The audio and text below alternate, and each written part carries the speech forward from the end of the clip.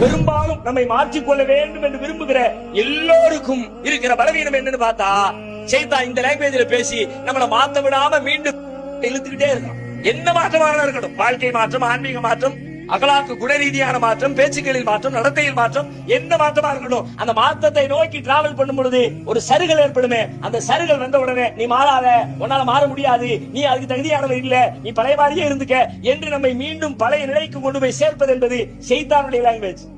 இன்னொன்னு பேசுவான், மாற்றங்களை கொண்டு வரணும்னு ஆசைப்படுவோம், போய்க்கலாம், இந்த வேலை மட்டும் முடியட்டும், இந்த பிரச்சனையிலிருந்து ரிலீஸ் ஆகட்டும், அதுக்கப்புறம் தொழுகதான், நோன்புதான், தாவாதான், நேரத்தை பூரா அல்லாஹ்வுக்காக அர்ப்பணிச்சிட வேண்டியதான்.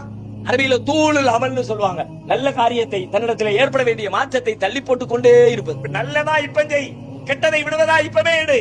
கொஞ்ச நாள் கழிச்சு கெட்டதை விடா, வாழ்க்கையில விட்டதா சரித்திரமே குறிச்சுங்க. இன்னும் கொஞ்ச நாள் வாழ்ந்துருவோம், இன்னும் 4 மாசம் வாழ்ந்துருவோம், இன்னும் 6 மாசம் வாழ்ந்துருவோம், அதுக்கு பிறகு இந்த வாழ்வோம் நினைக்கிறிய அதோடைய மாத்தம் முடிஞ்சிருப்பா, காலம் முடிஞ்சு தெரியாது உனக்கு. அல்லாஹ்வுடைய இந்த வார்த்தைக்கு பொருள் என்ன? ஃபலா தகுர்ரன்னகுமுல் ஹயாத்துத் துன்யா, இந்த உலக வாழ்வு உங்களை ஏமாற்றி விட வேண்டாம், நம்ம ஏமாற்றிக் கொண்டே இருக்கிறது. இப்பொழுதே இந்த நிமிடமே என்னை மாற்றிக் கொள்கிறேன் என்று யார் முடிவெடுக்கிறாரோ அவர் வெற்றி பெறுகிறார். மற்றவரெல்லாம் ஷைத்தானின் குரலுக்கு ஆட்பட்டு பலகீனப்பட்டு மறுமையிலே நஷ்டவாளியாக மாறிவிடுகிறார்.